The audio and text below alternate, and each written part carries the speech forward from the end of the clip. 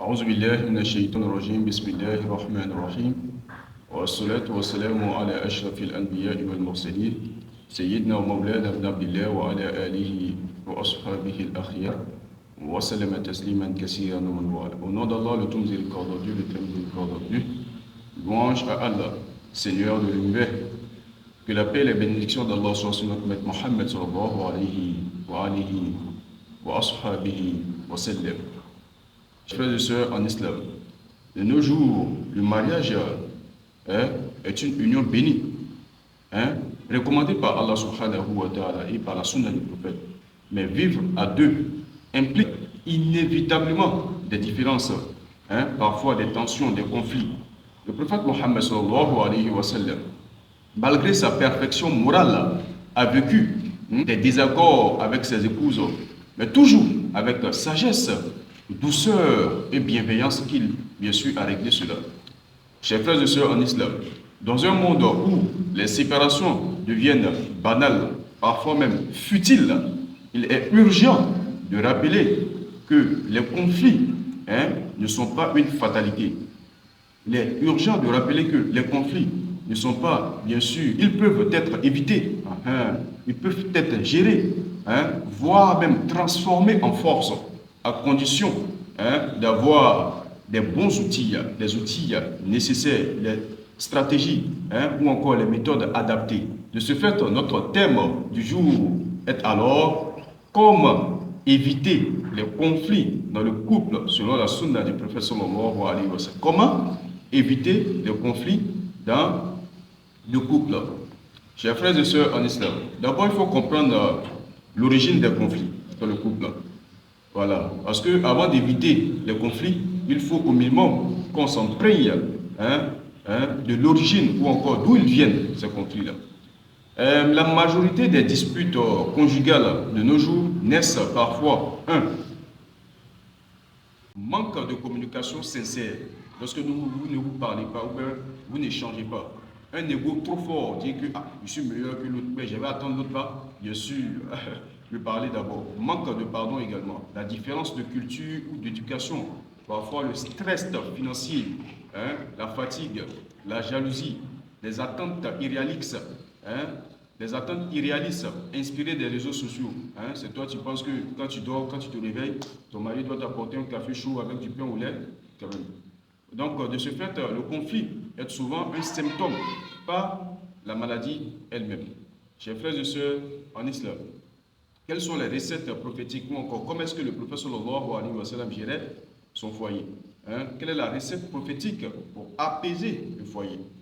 D'abord, le prophète Mohammed sallallahu alayhi wa sallam a dit: le meilleur d'entre vous est celui qui est le meilleur envers son épouse.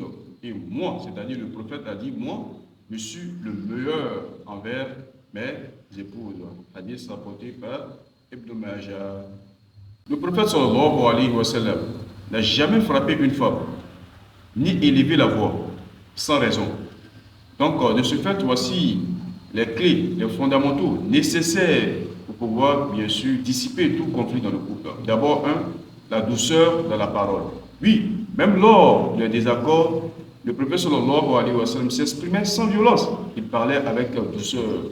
Il faut adopter, chers frères et sœurs, en islam, un ton bas, la parole bienveillante, la parole attentive et surtout ne pas élever la voix parce que vous n'allez jamais vous arriver à vous comprendre. Il faut une écoute active, oui, parce que le prophète sallallahu alayhi wa sallam écoutait Aïcha radiyallahu ta'ala anha, même lorsqu'elle exprimait sa jalousie, parce qu'il faut comprendre que le prophète aussi était vraiment un handsome, était un joli garçon. Donc, n'écoute pas l'autre, écoute pour comprendre, pas pour répondre. Il faut écouter avec bienveillance pour mieux situer les responsabilités et puis trouver une issue favorable. Il faut la tolérance et le pardon également. Oui, parce que le prophète sallallahu alayhi wa sallam s'excusait des erreurs et corrigeait avec amour. Donc, ne sois pas rigide, trop fort, parce que le couple, c'est 70% de tolérance. 70% de tolérance, de pardon, et c'est 30% de correction. Donc, il faut d'abord parler, discuter, échanger avant maintenant de passer, bien sûr, à la correction. Chers frères et sœurs en islam, quelles sont les principes islamiques pour éviter les conflits. D'abord, qu'est-ce que l'islam dit? L'islam nous dit d'abord qu'il faut mettre Allah au centre du couple. Oui, parce que si chacun veille à plaire à Allah subhanahu wa ta'ala comme il se doit, hein, d'abord les disputes vont diminuer. Parce que là, vous mettez votre confiance à Allah subhanahu wa ta'ala. Comme Allah lui-même le dit, les croyants et les croyantes sont alliés les uns les autres. Surat al-Tawbah, verset 71. Chers frères et sœurs en islam, il faut prier ensemble et invoquer pour l'autre et surtout être véritablement des musulmans et croyants, bien sûr, responsables. Il faut dialoguer au bon moment parce que le prophète sallallahu alayhi wa sallam a dit, le prophète sallallahu alayhi wa sallam ne discutait pas à chaud, il laissait le temps à la colère de passer. Quand l'un est énervé, l'autre se tait, puis on parle calmement plus tard. Telle est la règle que le prophète sallallahu alayhi wa sallam se fixait. Chers frères et sœurs en islam, il faut cultiver la connaissance, oui, parce que le prophète sallallahu alayhi wa sallam a dit, celui qui ne remercie pas les gens, ne remercie pas Allah subhanahu wa ta'ala. Donc, parfois, chers frères et sœurs en islam, dis merci, même pour des choses simples. Cela renforce l'amour et permet d'éviter les conflits dans le couple. La reconnaissance prévient le mépris. Chers frères et sœurs en islam, il y a un sage africain de chez nous qui dit, le feu de la cuisine ne brûle pas la case si on le surveille. Une manière de dire, il faut anticiper les malentendus. Hein? Un petit mot peut éteindre une grande dispute. Ah, ma chérie, qu'est-ce qu'il y a? Qu'est-ce qui se passe? Voilà. Et puis vous vous calmez.